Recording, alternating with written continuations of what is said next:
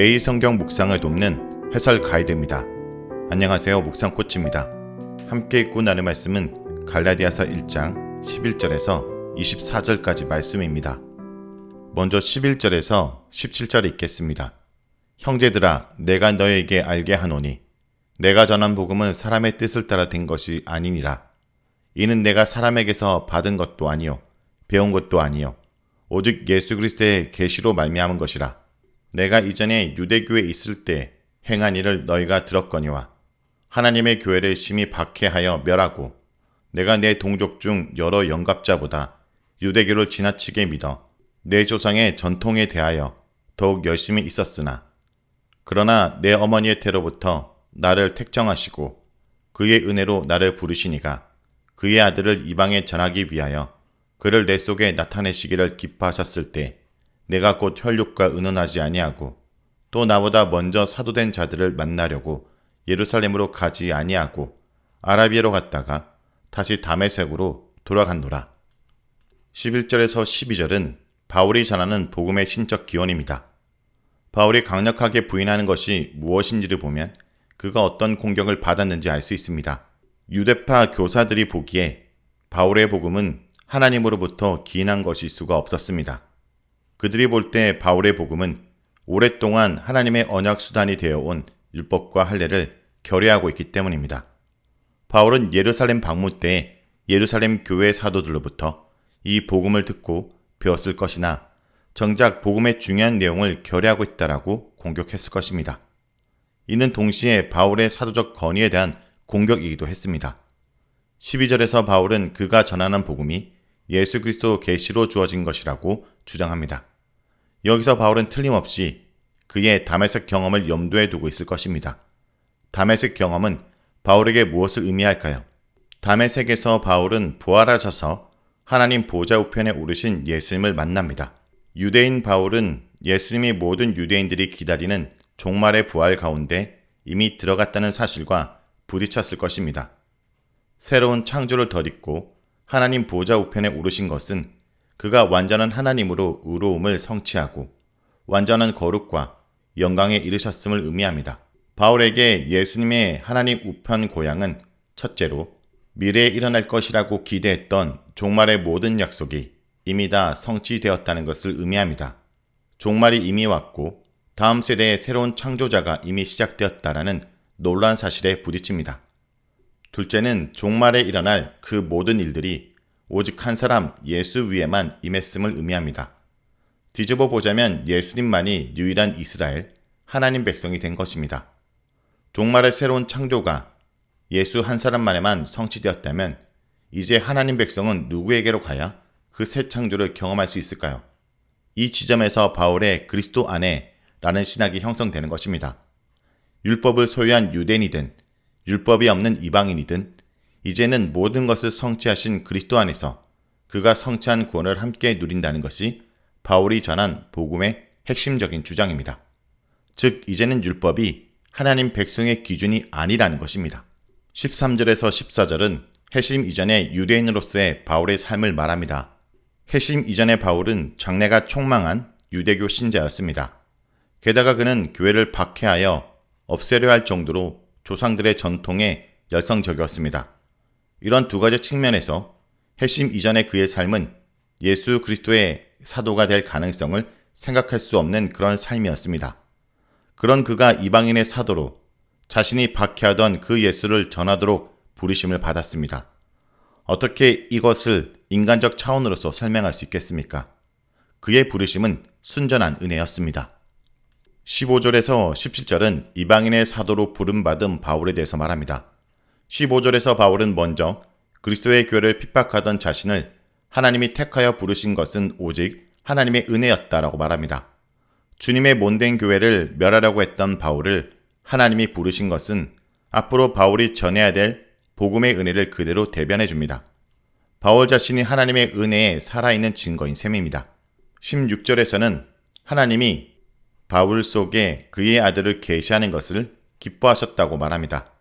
바울이 전할 복음의 내용은 바울 안에 거하시는 그리스도에 관한 것입니다. 그가 전하는 복음의 내용이 단순히 어떤 지식이 아니라 자신의 삶을 통해 보여줄 수 있는 실제임을 전제하고 있습니다. 질그릇과 같은 바울 자신 속에 보아와 같은 그리스도께서 거하심을 그대로 보여주는 것이 그의 사명입니다. 16절에서 발견해야 할 또 하나의 중요한 내용은 하나님께서 바울을 택하셔서 부르시고 바울 속에 그리스도를 계시해 주신 것이 하나님의 아들을 이방인에게 전하기 위함이라는 것입니다. 율법이 아니라 그리스도를 통해서 구원을 누리고 새로운 창조 속으로 들어간다는 바울의 복음은 유대인들과 이방인을 구별하지 않았습니다. 세상을 창조하신 하나님이 유대인뿐 아니라 이방인의 주인이기도 하시며 이제 그의 아들을 통해 유대인들과 이방인 모두를 하나님의 백성으로 부르신다는 좋은 소식을 전하기 위해 바울을 부르시는 것을 하나님은 기뻐하셨습니다. 그리스도의 계시를 통해 복음을 위임받은 후 바울은 어떤 사람과 의논하거나 예루살렘의 사도들을 만나러 가지도 않았습니다. 그의 사도직은 그리스도의 계시에만 의존합니다. 그는 당시 나파비아 왕국이 있었던 아라비아 지방으로 가서 복음을 전하고 다시 다메섹으로 돌아왔습니다. 다음은 18절에서 24절입니다. 그 후 3년 만에 내가 게바를 방문하려고 예루살렘에 올라가서 그와 함께 15일을 머무는 동안 주의 형제 야고보 외에 다른 사도들을 보지 못하였노라. 보라, 내가 너에게 쓰는 것은 하나님 앞에서 거짓말이 아니로다. 그 후에 내가 수리아와 길리기아 지방에 이르렀으나 그리스도 안에 있는 유대의 교회들이 나를 얼굴로는 알지 못하고 다만 우리를 박해하던 자가 전에 멸하던 그 믿음을 전한다 함을 듣고 나로 말미암아 하나님께 영광을 돌리니라. 복음이 사람의 건의에 의존하지 않는다고 해서 그 건의를 무시하라는 말은 아닙니다. 복음 자체는 사람에게서 자유롭지만 삶의 현장에서는 그 복음을 선포한 일은 사람들과의 관계를 피할 수 없습니다. 3년의 시간이 흐른 뒤지만 바울 역시 예루살렘으로 올라가 게바와 보름 정도 함께 지냈고 이때 주의 형제 야고보도 만날 수 있었습니다. 하지만 그 만남은 다른 사도들을 아무도 만나지 못했을 정도로 제한된 것이었습니다. 3년이라는 시간의 흐름도 그 만남의 제한된 성격도 모두 바울의 복음이 사람의 건의나 가르침에서 나온 것이 아님을 분명히 말해줍니다. 바울은 자신의 말에 조금의 거짓도 없음을 강력하게 내세웁니다. 그는 자신이 원하는 결론을 얻기 위해 지나간 삶의 여정이나 그에 관한 자신의 기억을 조작하지 않습니다. 자신에 관한 기본적인 사실을 되새기고 그 삶에서 명백히 드러나는 사실만을 유추할 뿐입니다. 복음의 진리를 전한 사람에게 가장 중요한 조건은 진실함입니다. 예루살렘 사도들과의 짧은 만남 이후 바울은 수리아와 길리기아 지역으로 다시 떠났습니다. 그의 부르심은 하나님의 아들 예수를 이방인들에게 선포하는 것이고 그는 이 부르심에 충실했습니다. 당시 기준에서 볼 때 그의 소명은 중심이 아닌 변두리를 섬기는 것이었습니다. 실제로 유대 교회들은 바울의 얼굴조차 알지 못했습니다. 그저 박해자 바울이 이제 전에 멸하던 그 말씀을 전하고 있다라는 것을 들어 알았고 그 바울을 두고 하나님께 영광을 돌릴 뿐이었습니다. 하나님은 영광을 받으시지만 바울은 무명의 사람으로 머물러 있습니다.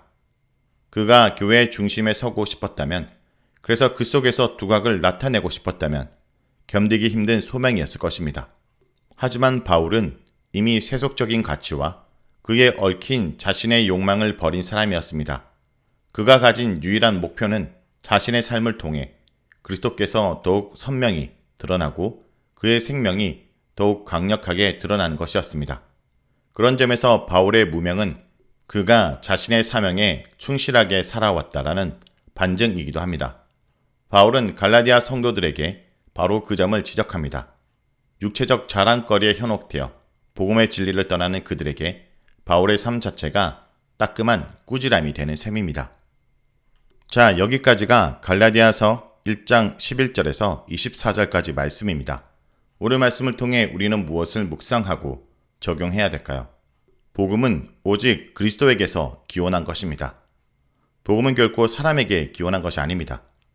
예수님과 하나님 나라와 성경에 대한 바울의 이해를 송두리째 바꿔 놓은 것은 그리스도의 계시였지 사람들의 설득이나 논리나 전통이 아니었습니다.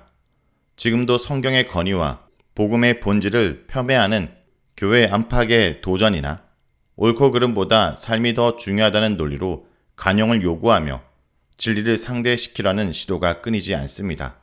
어느 때보다 복음에 대한 바른 이해와 확신이 절실한 시기입니다. 성도 여러분, 오늘도 사람이 아닌 예수 그리스도가 전한 그 복음을 붙들고 살아가는 주의 백성들이 되길 간절히 기도드립니다.